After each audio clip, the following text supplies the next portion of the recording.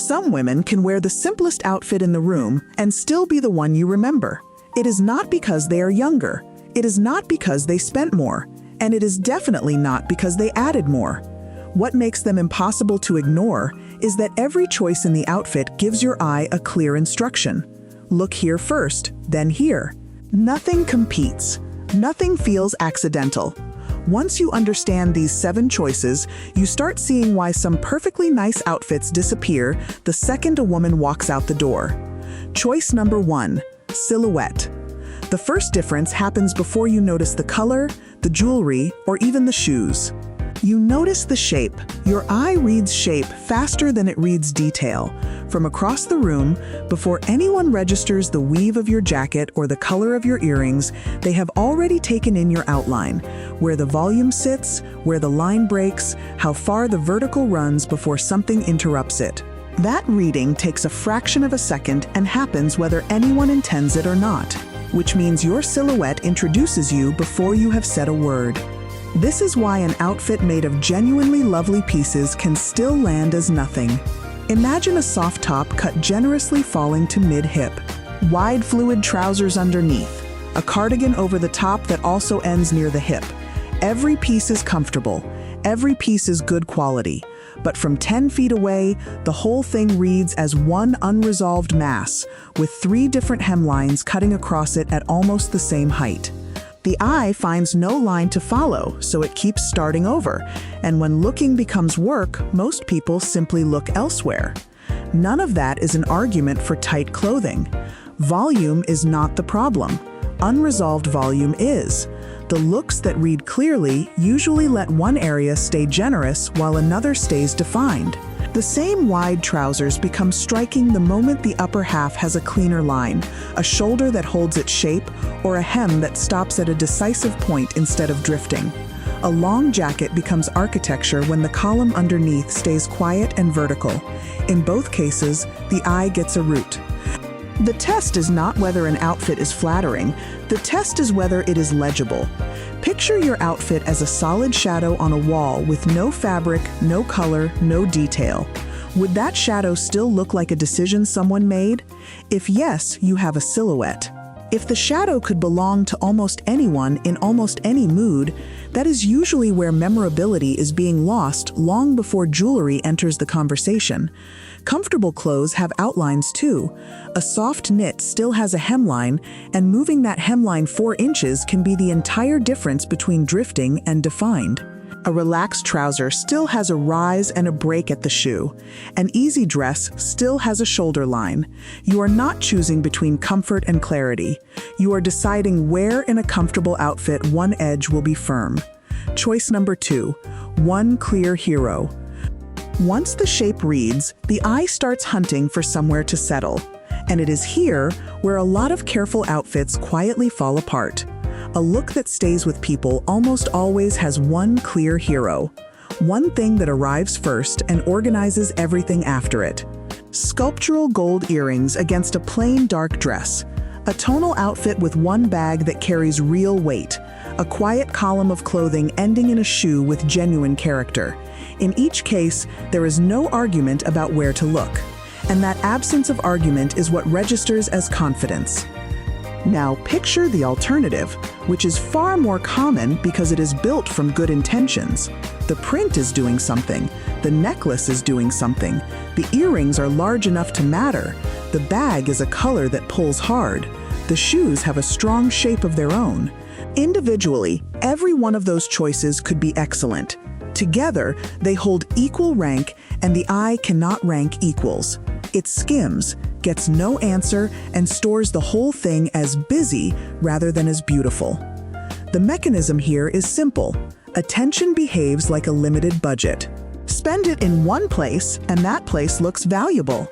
Spread it evenly across 6 places, and nothing looks valuable, including the woman wearing it. This is also why the woman in the plain sweater and one remarkable pair of earrings often reads as more expensive than the woman wearing 5 interesting things at once. She has not spent more. She has spent with intention. Applying it takes about 4 seconds in front of the mirror. Ask what you want noticed first and answer with exactly one thing. Then look at everything else and ask whether it supports that answer or argues with it. A supporting piece can still be beautiful. It simply has to agree to come second. When two pieces both insist on being first, one of them is usually better saved for another day. And it is worth saying, nothing is being retired. A hero piece in one outfit becomes a supporting piece in the next. A bag that had to share attention on Tuesday gets a plain background and full attention on Friday. Rotating what leads is not restriction. It is how one wardrobe produces many distinct looks instead of one crowded one. Choice number 3, direct attention toward your face. Think about the women you actually remember. What comes back to you is rarely a garment. It is a face, an expression, a way of holding the head, and the clothes exist in the memory as atmosphere around it. That is the real work styling does when it is working. It does not perform in front of you. It hands attention to you. The neckline is doing most of that job. An open, clean neckline creates space around the throat and gives the face room to be the brightest, most detailed thing in view. A collar with structure points upward and frames. Earrings staged to your bone structure catch light exactly where you want people looking. A scarf tied high, a lighter color near the collarbone, a hairstyle that reveals rather than covers. All of these send the eye up. The weaker version usually happens by accident. Everything interesting sits low. A wonderful shoe, a beautiful hemline, a belt with real presence, and then nothing above the chest to bring the eye home. The outfit is enjoyable to look at, and the woman inside it becomes almost incidental. That is not a comment on her face. It is a comment on traffic direction. Color placement belongs to this too. Whatever sits closest to your face is what your skin will be read against. A shade that looks beautiful on a hanger can feel wrong the moment it reaches the collarbone. This is not about which colors you are permitted to wear. Any color can live in an outfit. It is about deciding which one gets the seat next to your face and treating that as one of the more consequential choices in the whole look rather than an afterthought. Before you leave the mirror, one question earns its place. Does this outfit frame me or compete with me? If your eye keeps landing somewhere far from your face and staying there, add one thing near the top or quiet one thing at the bottom. Sometimes the entire correction is a pair of earrings and a neckline change. Choice number 4, deliberate contrast. You do not need bright color to be noticed. Plenty of memorable women wear almost none, but a look with no visual tension anywhere in it tends to dissolve. And softness is usually the culprit rather than neutrality. Everything the same weight, the same tone, the same degree of drape. Nothing pushing against anything else. Pleasant at conversational distance, invisible at 20 feet. Tension has many forms, and color is only one. Light against dark, matte against shine, soft against structured, fitted against fluid, rough texture against smooth. Any of these gives the eye an edge to catch on. And an edge is all it takes. Consider a cream blouse with cream trousers. That can be extraordinary, or it can be a fog. The difference is usually one deliberate point of definition, a darker belt that draws a line at the waist. Gold hardware catching light against matte fabric, a sharper, more architectural neckline, a structured jacket over the fluid pieces so the softness has something firm to lean against. Nothing was made louder. Something was made clearer. The goal was never more color. The goal is more definition. If you cannot find one deliberate contrast in an outfit, that is not a failure of taste. It is a signal that one thing is missing, and adding it is often a 30-second fix. Now here is where I want to slow down, because there is a predictable turn that happens once a woman decides she wants more presence. She starts adding more jewelry, brighter color, a statement piece, then a second statement piece to balance the first. Every addition is logical. And somewhere in the middle of that sequence, she vanishes behind her own outfit. People see an ensemble. They stop seeing her. Presence is not addition. Presence is control. Choice number 5, scale. Scale is where good pieces most often go to die. A large accessory does not automatically create presence. Size is not authority. Scale only works in relationship. The same earrings that look magnificent with a sleek head and a narrow neckline can look chaotic with voluminous hair and a wide, dramatic collar. Nothing is wrong with any of those three things. They are simply competing for the same square foot of visual space. And that zone around the head and shoulders is the most crowded real estate in any outfit. The opposite extreme gets discussed far less. A delicate chain against a heavy coat with strong shoulders reads as nothing at all, not as elegant restraint. Against that much fabric, small detail becomes invisible detail, and the woman ends up with an outfit that has volume but no punctuation. The useful question is never whether a piece is too big or too small in itself. It is whether it belongs to the scale of everything around it. A strong silhouette can carry and often demands an accessory with weight. A fine, close, minimal outfit is where small, precise pieces finally get to be seen. Judge everything in relationship to the whole look. This means dressing in an order that lets scale be decided last. Build the outfit first. Look at the whole and only then choose the accessories rather than pairing a favorite necklace with a favorite jacket out of habit and hoping the proportions agree. If the collar is dramatic, the earrings can afford to be quiet. If the hair has volume, the neckline benefits from being clean. Allow one zone to be the loud one. Choice number 6, a visual signature. Women who stay in your memory tend to repeat something, a visual signature that shows up again and again across completely different outfits. Sculptural gold jewelry, strong eyewear with real character. One color family they keep returning to, structured bags. A particular neckline they clearly favor, a lip color that is simply theirs.